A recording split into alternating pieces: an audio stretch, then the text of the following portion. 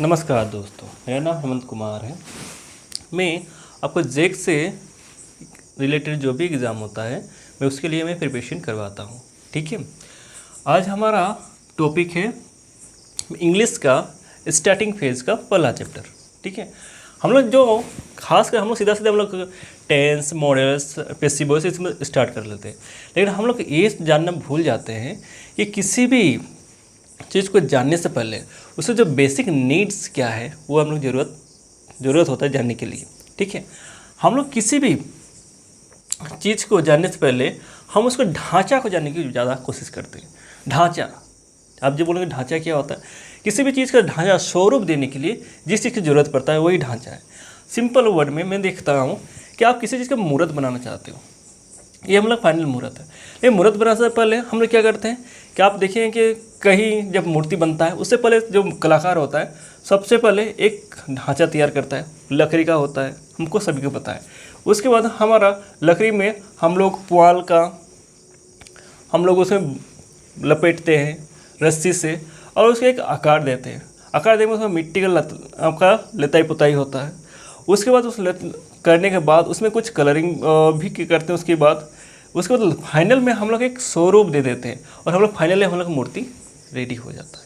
Simple ये में हम देखना चाहेंगे तो हर एक स्टेप करके फाइनली हम एक चीज़ बना लेते हैं जिसको मूर्ति का एक संपूर्ण आकार बन जाता है।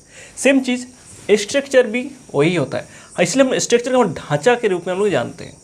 ओके, तो सिंपल वर्ड में हम लोग देखना चाहिए किसी भी सेंटेंस का बनाने के लिए, भले आपको हिंदी हो या इंग्लिश हो, हम लोग को एक ढांचा की ज़रूर पड़ता है। जो हम सेंटेंस बोलते हैं किसी भी इंग्लिश हो या हिंदी का, वो आपको कंप्लीट मीनिंग देने की कैपेबिलिटी होना चाहिए, मतलब उसको क्षमता इतना होना चाहिए कि वो कंप्लीट एक मीनिंग दे पाए। तो इसके लिए हम इंग्लिश के लिए हम लोग क्या चाहिए, सबसे पहले हम लोग सब्जेक्ट चाहिए। ठीक है, सब्जेक्ट क्या होता है हम आगे जाके डिस्कस करेंगे। उसके लिए इसके अलावा आपको हेल्पिंग वर्ब चाहिए। ठीक है, एक फिक्स वर्ड भी हो सकता है, ये हेल्पिंग वर्ब हो सकता है या फिक्स वर्ड हो सकता है जो आपको मिलेगा। वर्ब चाहिए, ऑब्जेक्ट चाहिए। जनरली हम लोग को जो एक सेंटेंस बनाने के लिए चाहिए, ये आप लोग का 1 2 3 4 चीज़ों की ज़रूरत पड़ता है। जैसे मैं देखना चाहूँगा आपको हेल्पिंग वर्ब के रूप में हम जनरली जो ज़्यादातर यूज करते हैं या देखते हैं इज़, एम, आर, जो वर्तमान के रूप में होता है, जो हम टेंस के अनुसार पढ़ रहे हैं। वाज, जो वॉर हम लोग भूतकाल के अनुसार देख रहे हैं। विल या सेल भी वॉइस के लिए देखते हैं। वही आपका वर्ब के रूप में जो देखना चाहेंगे तो verb 1, verb 2, verb 3, verb 4, verb 5, हम लोग यही 5 पढ़ते हैं। ऑब्जेक्ट जो हम जनरली हम लोग जानते हैं, ऑब्जेक्ट दिखाता क्या जाता है, ऑब्जेक्ट किसी चीज़ के गुण को दिखाता है। जैसे वो काला है, कोई मोटा है, ठीक है, कोई वो तगड़ा है, ठीक है, वो दिखाने की कोशिश करता है। फिक्स वर्ड के रूप में हम लोग देखना चाहेंगे तो कैन, मे, मस्ट, शुड, वो सब हो सकता है, उसका कोई ये नहीं। ये हम लोग को किसी भी ये जब स्ट्रक्चर समझ लिए, जैसे कि ढांचा के रूप में हम देख लेंगे सब्जेक्ट है, उसमें हम लोग कुछ पुआल के बंडल बनने के इसके हेल्पिंग वर्ब या फिक्स वर्ड के रूप में कुछ हम लोग यूज करेंगे। ठीक है, वैसे वर्ब के रूप में कुछ ना कुछ हम लोग डालेंगे जिससे उसको एक स्वरूप मिलेगा। और ऑब्जेक्ट कुछ डाल भी सकते हैं, नहीं भी डाल सकते हैं, ऐसा भी हो सकता है। तो सब कुछ मिला के हम लोग जो स्वरूप मिलता है या जिसके हम सब कुछ मिला के एक कंप्लीट सेंटेंस बनाता है, उसी से हम लोग एक मीनिंग जनरेट कर पाते हैं। इसी का नाम ही स्ट्रक्चर है। स्ट्रक्चर यदि हम लोग मैथ के फॉर्मेट में के देखें तो हम लोग जनरली हम लोग जानते हैं a प्लस बी का होल स्क्वायर, हम लोग a² plus 2ab plus B square जानते हैं। इसके बाद हम लोग जब हम लोग जान लेते हैं तो इसके बाद हम लोग को इसके बदले में हम लोग को 2 रहे या 3 रहे, हम लोग उसका वैल्यू फाइंड आउट करने में बहुत ज़्यादा ईजी होता है। इसलिए हम लोग किसी भी चीज़ के स्ट्रक्चर को बनाते हैं ताकि हम लोग को उसका कंप्लीट मीनिंग भी मिल जाए और हम मुझे बनाने में एक सुविधा मिले, कौन कहाँ अरेंज होगा वो हम लोग आराम से कर सकते हैं। चलिए आगे आपका टॉपिक में हम लोग सब्जेक्ट के बारे में जानते हैं। मैं वीडियो को कुछ देर के लिए पॉज कर रहा हूँ।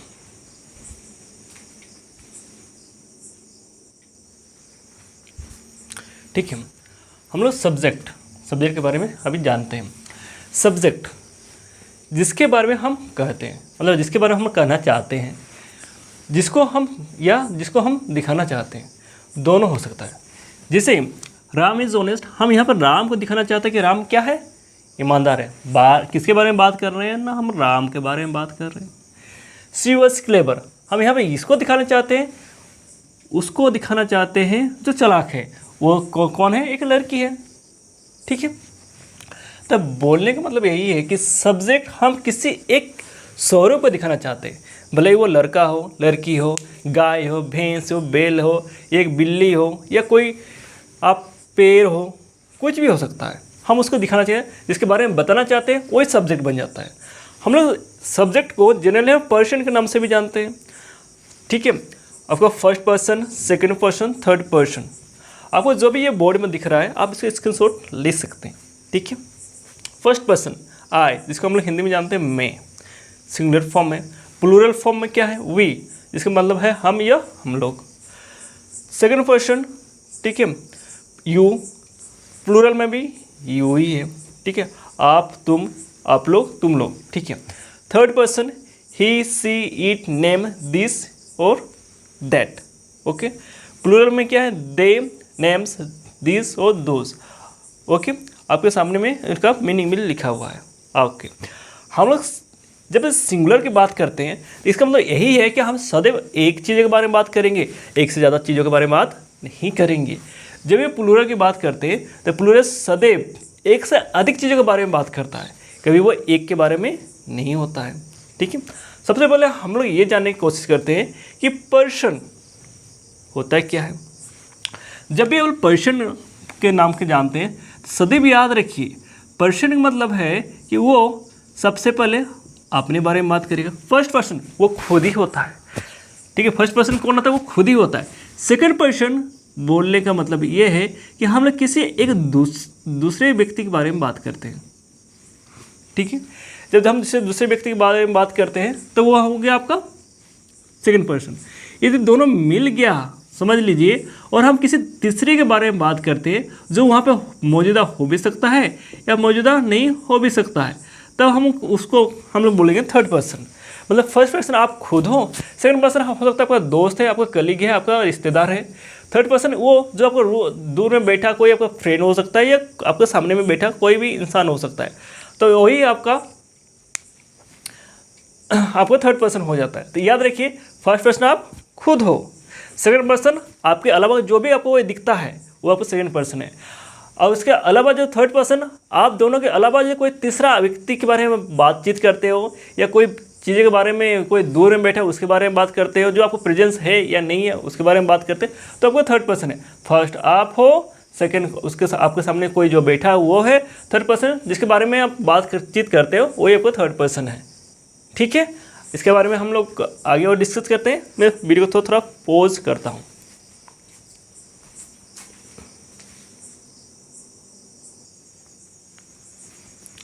आपको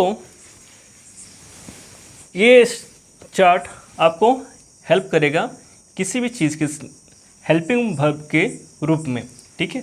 जैसे कि आई एम, आई के साथ एम है, ही, she, it, name, this, that के साथ इज है। यही पास्ट फॉर्म में हम देख रहे हैं कि सभी के साथ वॉज बैठा हुआ है। जब हम प्लूरल केस में देख रहे हैं तो क्या दिख रहा है कि we, you, they, names, this, those, ठीक है। प्रेजेंट केस में देख रहे हैं, जब वर्तमान सेंटेंस बनाएंगे तो हम लोग का आर बैठेगा, ओके। वही जब हम लोग पास्ट के लिए बनाएंगे तो वॉर बैठाएंगे। और हम लोग चाहेंगे कि सर फ्यूचर के बारे में बताइए नहीं कुछ। फ्यूचर के लिए आप सभी में चाहोगे तो विल बना लिख सकते हो, आपको कोई एक्सेप्शन नहीं देगा। और या चाहेंगे तो आप सेल भी लिख सकते हैं, तब भी आपको कोई कुछ नहीं कहेगा। लेकिन हम लोग जनरल केस में देखना चाहते हैं विल सर स्पेशल किसके लिए होता है, तो आई और वी के साथ विल लगता है, बाकी जितना भी बच गया आपका सभी के साथ आपका सेल लगता है। लेकिन हम लोग चाहेंगे सर हम लोग विल का यूज़ सभी के साथ करें, हाँ आप बेझिझक विल का यूज़ सभी के साथ कर सकते हैं। ये हम लोग जान गए, ये हम लोग सब्जेक्ट है। सब्जेक्ट के साथ हम हेल्पिंग वर्ब किस रूप में यूज़ हो रहा है हम लोग ये चार्ट हम लोग दे दिए। आप इसका यूज़ ये स्क्रीनशॉट लेके आप कॉपी में लिख सकते हैं, ठीक है। मैं आगे आपको बताता हूँ कि वर्ब क्या होता है।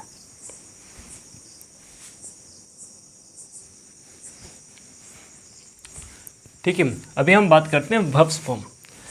जब वर्ब के बारे में जानना चाहते हो, वर्ब क्या है सर? किसी कार्य का होने को वो दिखाता है और या किसी चीज़ का अवस्था को होने को दिखाता है। जैसे कि आप आ रहे हो, जा रहे हो, ठीक है, खा रहे हो, नहा रहे हो, वो आपको अवस्था दिखाता है। लेकिन आप किसी से प्यार करते हो, आप बोले आप कितना प्यार करते हो, आप दिखाना चाहोगे, दिखा सकते हो? नहीं। इसलिए सिर्फ आपका किसी कार्य का आपको फिजिकली रूप में दिखाई देता है तभी हम नहीं बोलेंगे वो कार्य है। कुछ अवस्था भी हो सकता है, वो भी आपका वर्ब हो सकता है, ठीक है। इसलिए वर्ब का यदि मीनिंग रखना चाहेंगे तो कार्य का होना या कोई अवस्था भी को हम लोग वर्ब के रूप में दिखा सकते हैं, ठीक है। तो हम लोग वर्ब के 5 रूप को जनरली हम लोग याद करते हैं और आप इस वर्ब को जितना याद कीजिएगा वो आपको सेंटेंस बनाने में उतना ही हेल्प करेगा। आपको खासकर पैसिव वॉइस और नरेशन बनाने में और आपको टेंस बनाने में बहुत ज़्यादा हेल्प करेगा। आप सेंटेंस को बनाने में आपको बहुत ज़्यादा हेल्प वर्ब भी करता है, ठीक है। तो हम लोग वर्ब को 5 रूप देखते हैं, लेकिन जनरली में आप लोग देखना चाहोगे तो वर्ब 1, वर्ब 2, वर्ब 3। आप ये 3 चीज़ों को याद कर लेते हो तो वर्ब 4 और वर्ब 5 आपका अपने आप बन जाता है। आप उसके लिए कुछ अलग से आपको माथा में जोर देने की ज़रूरत नहीं है, ठीक है। जब वर्ब 1 को याद करते हो तो याद रखिए कि आप वो वर्तमान के रूप में है। वर्ब 1 मतलब वर्तमान के रूप में है, ठीक है। जब वर्ब 2 को याद करते हैं तो याद रखिए कि वो भूत के लिए याद करें। भूत मतलब भूतकाल, हम लोग पिछले दिनों के बारे में बात कर रहे हैं, जिसमें हम पास्ट लिखें। जब हम लोग वर्ब 3 के बारे में याद करेंगे तो याद रखिए वो एक कंप्लीटेड वर्क, मतलब इसको हम भूतकाल के रूप में ले सकते हैं। लेकिन याद रखिए जब हम वर्ब 3 का यूज़ करेंगे तो याद रखिए वो वर्ब 3 वो अकेला नहीं आ सकता। वर्ब 1, वर्ब 2 अकेला आ सकता है, उतना उसके पास दम है, लेकिन वर्ब 3 अकेला नहीं आ सकता। उसके साथ कुछ सपोर्टिंग चाहिए, जैसे कि इसमें हम लोग हैज़, हैव, हैड ऐसा कुछ हम लोग लगाएंगे, जिसके बिना हम लोग वर्ब 3 का यूज़ नहीं करेंगे। वर्ब 4 जब वर्ब 1 का ही आईएनजी फॉर्म है, हम लोग याद रखें जब भी वर्ब 4 याद करेंगे तो हो रहा है सेंस के रूप में हम लोग जानेंगे। वर्ब 5 को जब भी याद करेंगे याद रखिए वर्ब 1 का ही वर्ब 5 है, उसमें ज़्यादा कुछ डिफरेंस नहीं है। याद रखिए वर्ब 1 और वर्ब 5 एक ही है, समझ के रखिए, याद रखिए। सिर्फ एस या ईएस इसलिए थर्ड पर्सन सिंगुलर नंबर को दिखाने के लिए हम लोग एस या ईएस के रूप में हम लोग यूज़ करते हैं, ठीक है। थर्ड पर्सन क्या था? ही, सी, ईट और कोई सिंगल नेम, राम, सीता। हम यदि एक राम और राम के बारे में बात करें तो तब जाकर आपका एस या ईएस की यूज़ होगा। राम और सीता दोनों हो जाए तो प्लूरल हो गया, वो एक सिंगुलर नहीं रहा। आप लोग ये सब जितना याद कर पाओगे, ये देखिए मैं आपको एग्जाम्पल के रूप में आपको कुछ 1-2 यहाँ पे लिख दिया बोर्ड में। जैसे go, went, gone, going, goes, come, came, come, coming, comes, call, called, called, calling, calls. तो आप सीधा याद रखिए, आपको जो याद करने वाला पोर्शन क्या है? Verb 1, verb 2, verb 3। सो ये अक्सर चेंज होता है, बाकी का आपका नहीं होता है।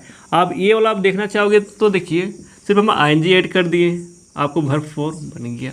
यही वाला है इसमें हम ईएस ऐड कर दिए, हम लोग का वर्ब 5 बन गया, ठीक है। तो हम लोग इतना समझें कि वर्ब फॉर्म हम लोग याद करना बहुत ज़रूरी है। बिना वर्ब फॉर्म के हम लोग सेंटेंस बनाने में हम लोग कैपेबल नहीं है। तो पहले हम लोग समझे सब्जेक्ट क्या था, उसके हम लोग वर्ब फॉर्म हेल्पिंग वर्ब देखें, उसके बाद वर्ब फॉर्म देख रहे हैं, ठीक है। नेक्स्ट हम लोग बचा ऑब्जेक्ट, उसको करते हैं और हमारा जो स्ट्रक्चर बनाने का जो सीरीज था हम लोग उसको कंप्लीट कर पाएंगे।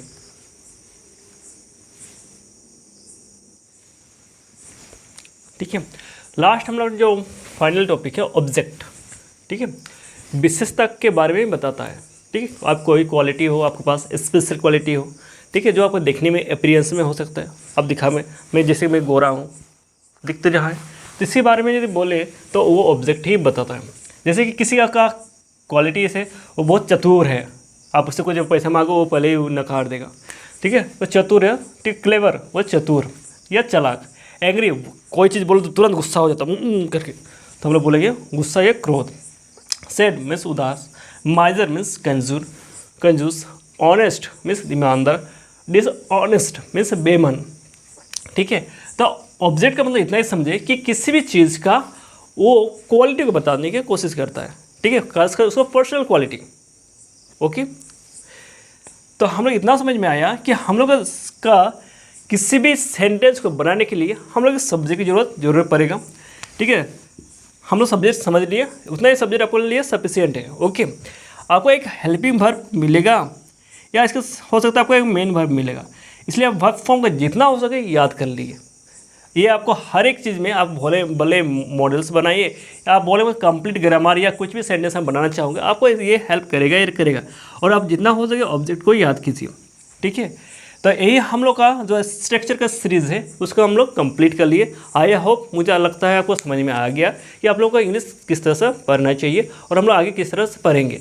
तो मैं आप लोग का नेक्स्ट वीडियो बनाने से पहले मैं आशा करता हूँ कि आप सबसे पहले जितना से जितना हो सकता है आप मेन वर्ब को याद कीजिए, ऑब्जेक्ट वर्ड को कलेक्ट कीजिए। आपका कोई सा भी बुक आप ले सकते हैं, ठीक है, ऑक्सफोर्ड का ले सकते हैं या आपका बहुत सा आपका पब्लिकेशन है जो आपको अच्छा क्वालिटी का आपको वर्ब्स फॉर्म ऑब्जेक्टिव वर्ड्स आपके बारे में बताता है, ठीक है। मैं जनरली जो मैं विद्यासागर का बुक फॉलो करता हूँ या मैं ऑक्सफोर्ड का बुक को जनरली मैं फॉलो करता हूँ, ठीक है। आप किसी का बुक आपको जो भी आपको ऑथर का मिलता है आप ले लीजिए, सब बुक अच्छा है, ठीक है, आप ले सकते हैं और हम लोग का पढ़ाई को आगे बढ़ा सकते हैं, ठीक है। मैं आपको नेक्स्ट क्लास में मॉडल्स के साथ मैं आपका क्लास स्टार्ट करूँगा। तब तक के लिए नमस्कार, जय हिंद, जय झारखंड।